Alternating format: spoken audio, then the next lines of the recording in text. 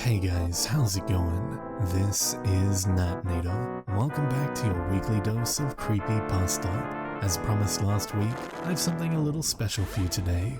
A two-parter story with a special guest, Mr. Terrance Nicholson. If you want to hear more of his work, feel free to follow the links in the description below. Now before we jump into the story, I want to thank the members of the Coven over on Patreon. Shoutouts as always to the Disciples, Tiffany, Backwards D-Dog, Vera Ohio, Teddy Dog, Patrick White, Backa Puff, Bubbly Panda, Sammy Sammer, Auntie Pat, Occupied America, and D-Master311.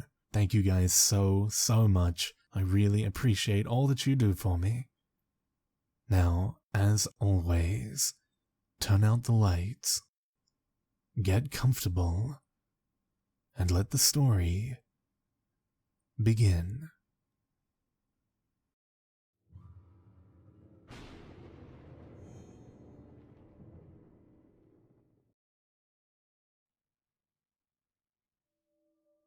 Christopher rubbed his eyes. He was tired. What started out as a passion too quickly had turned into a job. He loved scary stories and the adrenaline rush from the thrill of being scared. That's what prompted him to start his podcast. It took off like wildfire, and now he had over 1 million followers. Christopher's initial online persona was intriguing and charismatic. This had somehow warped into a cynical and unable to be satisfied attitude. He didn't know when or how it had happened. He remembered his mother saying, "Honey, follow your passion and you'll never work a day in your life."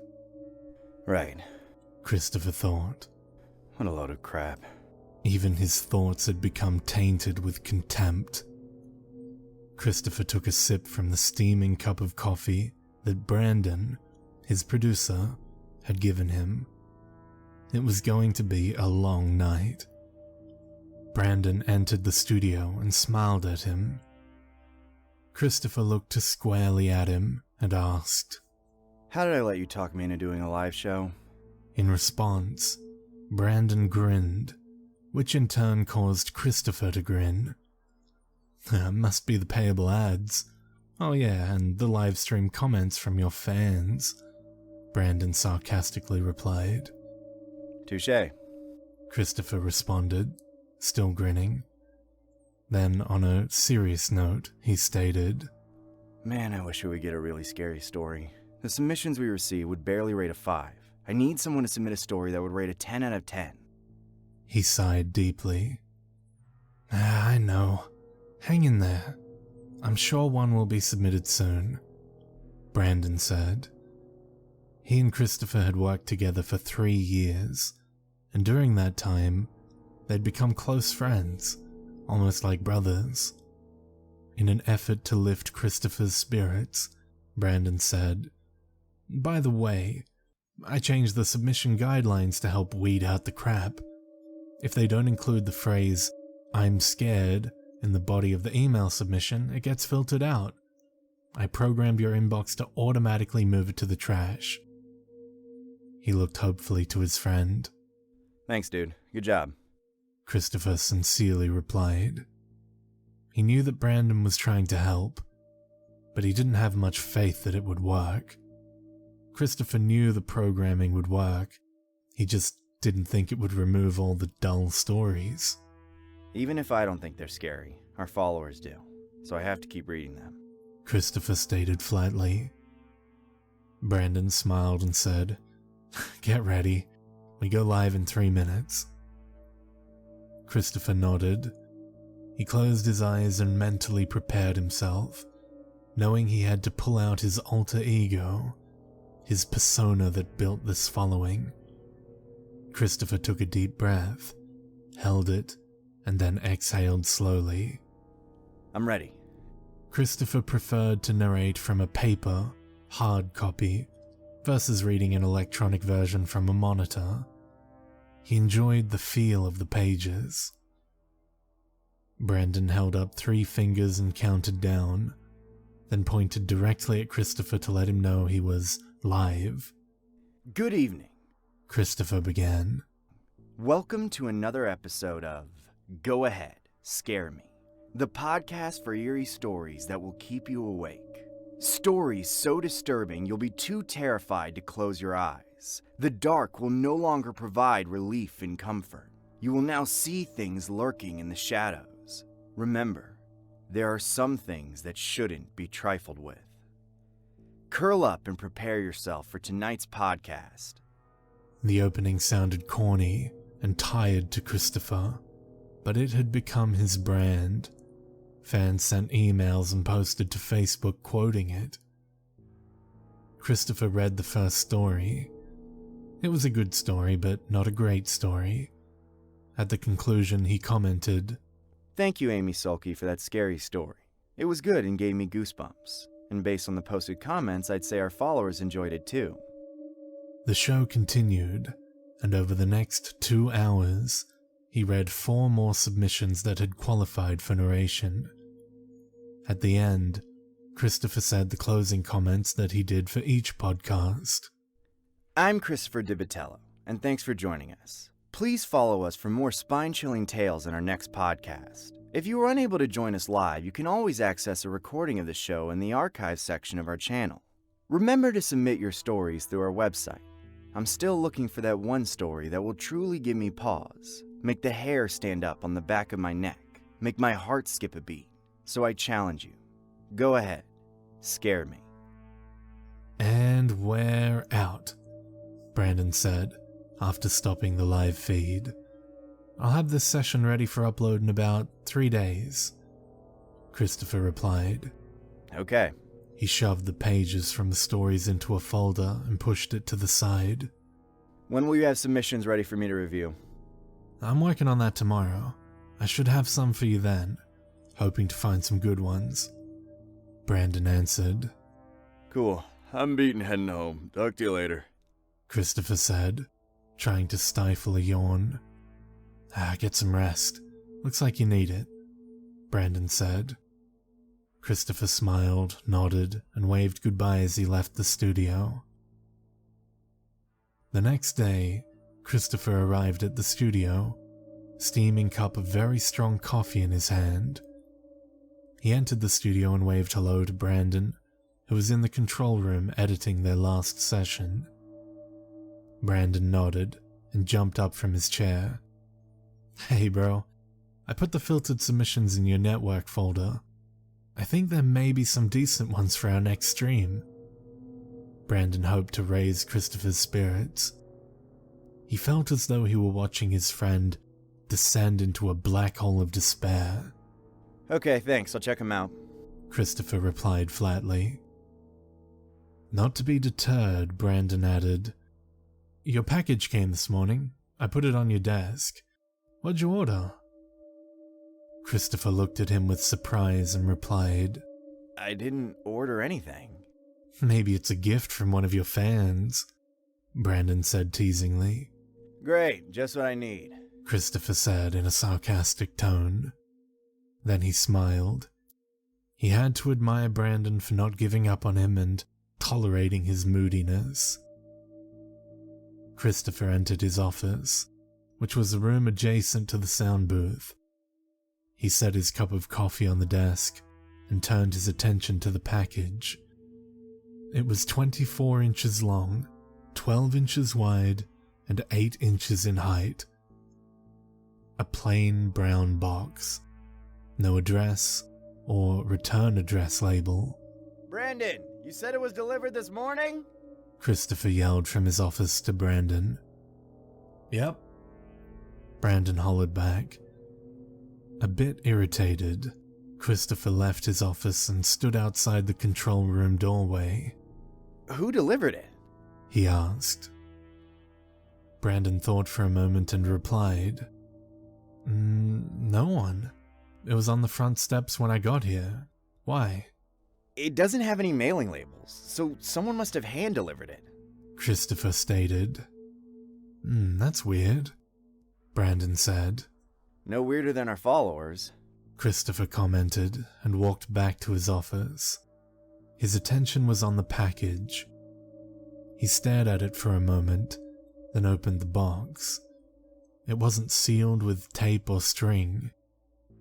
Christopher retrieved the contents: a vintage transistor radio, a thin essay binder, and an envelope. Intrigued, Christopher opened the envelope, withdrew the single sheet of paper, and unfolded to read information it contained. Our 13-year-old daughter wrote this story for a school assignment, then vanished. My husband never stopped searching for her. He continued to his death. I know our daughter is in a place where we will never be able to see her. Please share this story so that other parents don't have to live the nightmare that has been my life since Angie disappeared. She tried to tell me, but I wouldn't listen. She was special, but because I didn't believe her, she's gone. Christopher sat there for a moment, processing what he had just read. Then he smiled and thought aloud. Ooh, what a great lead to a story. This one might be worth reading and airing. He looked at the radio. It was a small model, 10 inches long and 6 inches high, light beige in color. The left side of the front of the radio held the tuning dial and volume on and off knob. The right side contained the speaker that was covered in a faded brown mesh fabric. On top of the radio was a faded sticker, in bubble script, popular in the 1970s, were 2 words, Angie Baby. With his attention completely captured, Christopher picked up the binder and opened it. A single loose sheet of paper fell out and onto his desk. He picked it up and read the one sentence it contained. Turn on the radio and tell my story. Christopher smiled. Oh, whoever set this up is a genius. He thought aloud, wanting to savor this tantalizing feeling. He set the binder down and let his mind wander with the possibilities that could be detailed in the story.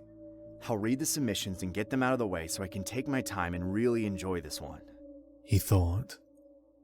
At that moment, Brandon poked his head in the doorway of Christopher's office. What was it?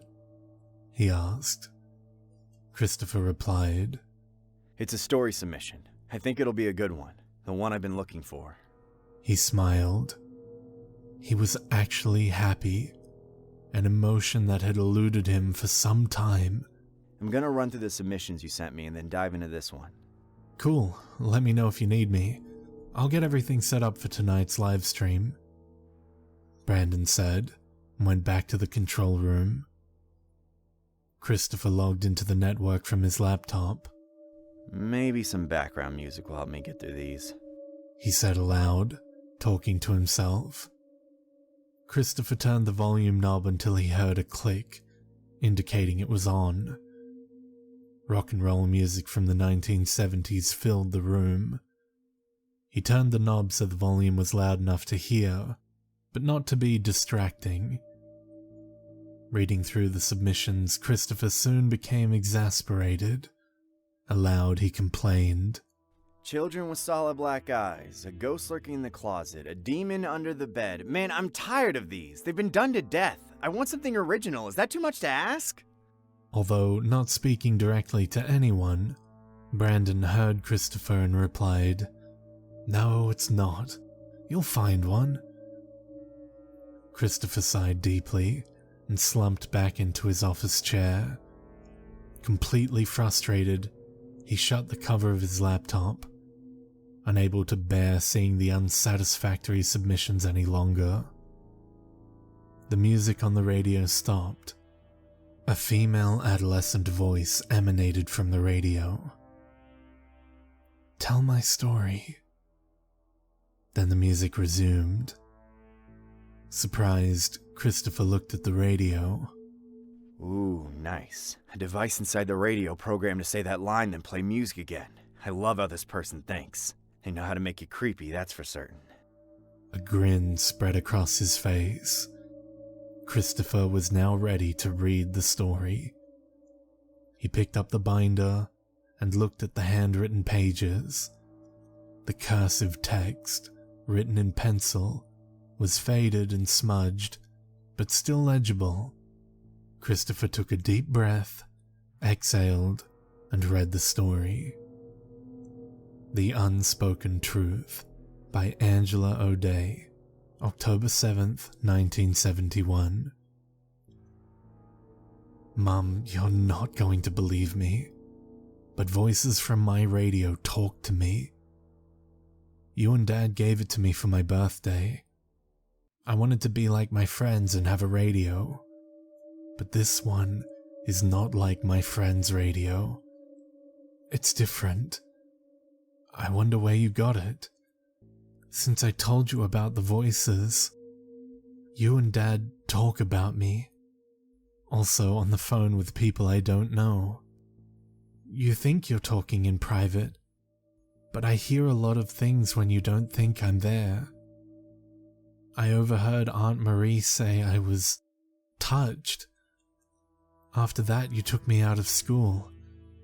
I know it's because I told you about the voices.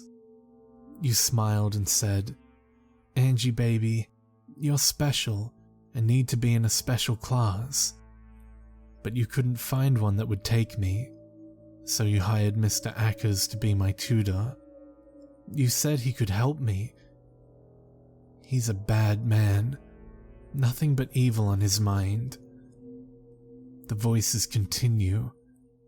Mr. Ackers tries to do things to me, to touch me in bad ways. It's no use telling you or Dad about him. You think he's great. I don't like him. I try to pretend I'm not there.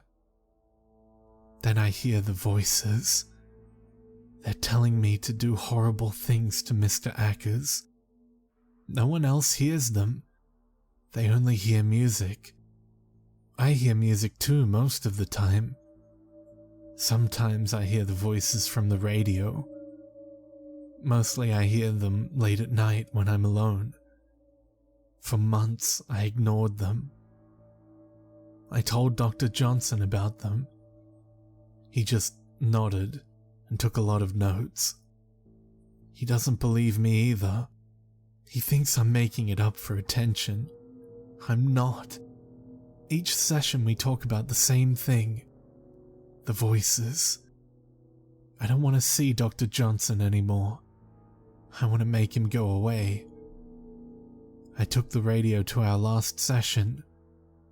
I heard the voices. He didn't. When it was time for our next session, I was happy when you told me he was no longer available to see me, that he had left town and no one knew where he was. But I did. Today, Mr. Ackers reached his hand under my shirt. I froze. He started to breathe heavily. I looked around the room trying to find a way to get away. I saw the radio. Then I felt my mind bend. Mr. Ackers had a funny look on his face. There was a lot of blood. It ran down the side of his face and from his eyes. He fell to the floor and was still. Then he was gone. Put him away. Never to be found. You didn't ask me to explain when you saw blood on my bedroom floor. You pretended not to see it. You blame me.